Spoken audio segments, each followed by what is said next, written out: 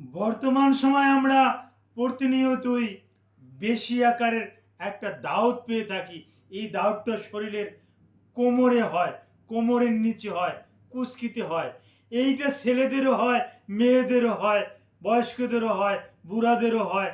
সবাই এই রোগটা বেশি বেশি আকারে নিয়ে কিন্তু আমাদের কাছে আসে। এই রোগটার কারণ কি? এই রোগটা কেন হচ্ছে? এই টিনিয়েসিসটা কেন হচ্ছে? এই ডার্মাটোফাইটোসিসটা কেন হচ্ছে? এই সম্পর্কে চিকিৎসা বিজ্ঞানের আলোকে অত্যন্ত গুরুত্বপূর্ণ কিছু তথ্য আপনাদের মাঝে শেয়ার করব।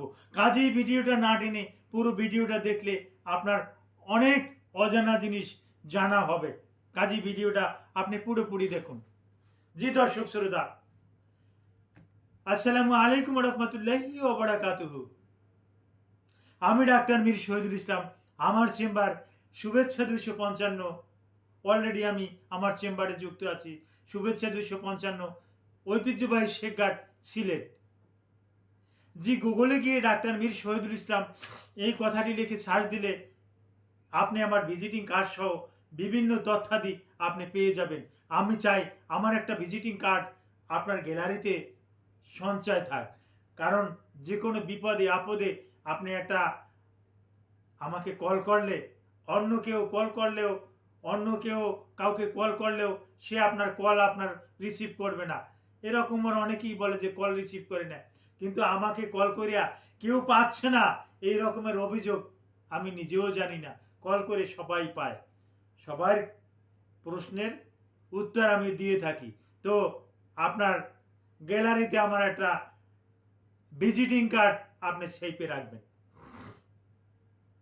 জি দর্শক শ্রোতা, আলোচনা করছিলাম নাভির নিচে যে একটা দাউদ হয়, এটাকে চিকিৎসা বিজ্ঞানের ভাষায় টিনিয়া ভার্সিকুলার বা টিনিয়া কুরুরিস, কুস্কিতেও হয় টিনিয়া কুরুরিস, টিনিয়া ন্যাবেল, এ নামে আমরা ধরে থাকি। এখন প্রশ্ন হলো, এখানে কেন বেশি বেশি হয়? শরীরে তো অন্য অন্য জায়গা আছে, সেখানে তো বেশি বেশি হয় না। এখন এখানে বেশি হওয়ার কারণগুলো আমি বলতেছি। পুরুষদের কথা বলতেছি। পুরুষেরা প্যান্ট পরে, টাইট প্যান্ট পরে, একই সাথে জাঙ্গে পরে। জাঙ্গের রাবারটাও থাকে নাভির উপরে, কারণ নাভির উপরে পড়া সুন্নাত, যার কারণে নাভির উপরে কাপড়টা পরে, প্যান্টটা পরে। এবং বর্তমানে কিন্তু ঘামটা কিন্তু ওখানেই হয়, ঘামটা কিন্তু ওখানে জমে, যার কারণে আস্তে আস্তে করে ওখানে কিন্তু ফাঙ্গাসের আর্ধিক্য কিন্তু দেখা যায়। ডার্মাটোফাইটোসিস কিন্তু ওখানে বেশি বেশি দেখা যায়। অনুরূপ পুরুষেরা যেরকম প্যান্ট পরে, জাঙ্গিয়া পরে, অনুরূপ মহিলারাও জাঙ্গিয়া পরে।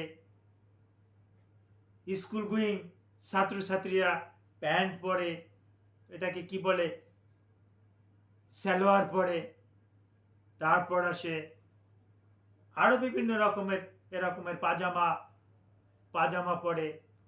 তারপর আসে বয়স্ক কিছু অ্যাডাল্ট কিছু মহিলারা, তারা আবার পরে শাড়ি কাপড় পরে। শাড়ি কাপড়ের নিচে আগে আগে একটা পরে নেয়, ওটাকে কি বলে, পেটিকোট না পেডিকোট, পেডিকোট বলে। এই পেডিকোটটা ওখানে জোরে একটা কষা মারিয়ে গিটে দেয়। ওই কষা মারে যে গিটে দেয়, ওই কারণেই ওখানে কিন্তু অলরেডি বাতাস টাতাস আর ঢুকতে পারে না, টাইট কিন্তু ওখানে হয়ে যায়। এরপরে আবার কাপড় দেখা গেছে কাপড় খুঁচিয়া খুঁচিয়া, হ্যাঁ, ওখান থেকে একটা বড় ধরনের এইভাবে, হ্যাঁ, চতুর্দিক দিয়ে কাপড় ভাঁজ ভাঁজ করে ওখানে ঢুকাই ঢুকাই দেওয়া হয়েছে, যার পরিপ্রেক্ষিতে ওখানে কোনো রকমের কোনো বাতাস আর পুষতে পারে না। মেয়েদের এই পেটিকোটের নিচে আর কোনো রকমের বাতাস পুষতে পারে না, যার পরিপ্রেক্ষিতে ওখানে কিন্তু বড় ধরনের একটা ঘাম সবসময়ের জন্য থাকে। আর যেখানে ঘাম আসে সেখানেই কিন্তু ফাঙ্গাসের বিদ্যমান। যেখানে ঘাম আছে সেখানেই ফাঙ্গাস আছে। আর এই ফাঙ্গাস থাকার পরিপ্রেক্ষিতে ওখানে আস্তে আস্তে করে নাভির চতুর্পাশে কুস্কিতে ওখানে কিন্তু দাগ দেখা যায়। আর এই দাগ দেখা যাওয়ার পরিপ্রেক্ষিতে এই ফার্মেসি থেকে এনে কেউ খাচ্ছে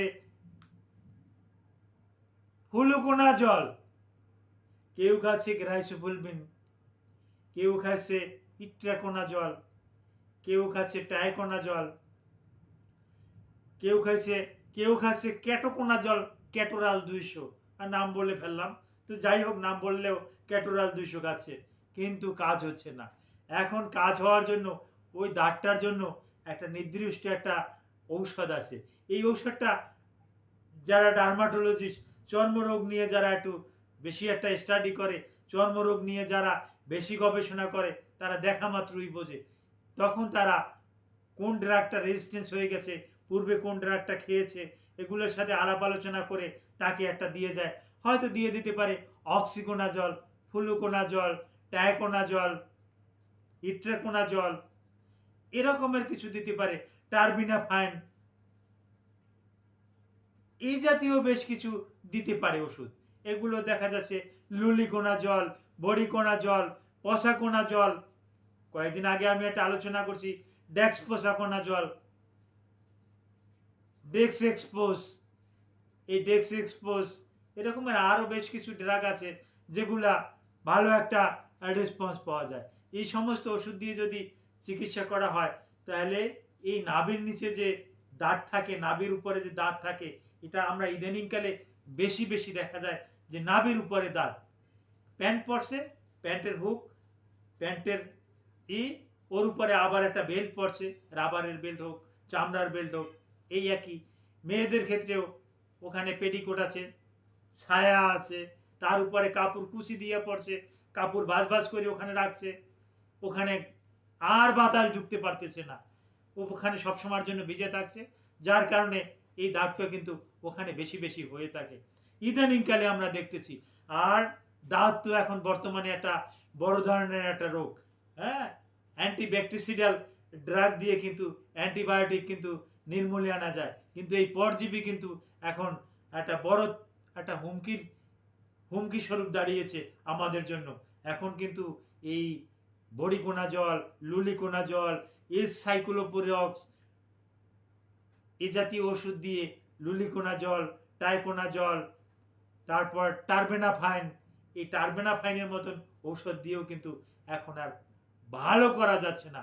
সুতরাং আর আপনারা ফার্মেসি থেকে ঔষধ কিনে, বিভিন্ন দোকান থেকে ঔষধ কিনে কিছু কিছু ওষুধ খাওয়ার পরিপ্রেক্ষিতে এগুলো আপনার শরীরে এতটা বেশি রেজিস্ট্যান্স হয়ে গেছে, এখন আর কাজ করছে না। এখন আর বড়িকোনাজলে কাজ করছে না, টার্বেনাফাইনে কাজ করছে না, ইট্রেকোনাজলে কাজ করছে না, লুলিকোনাজলে কাজ করছে না।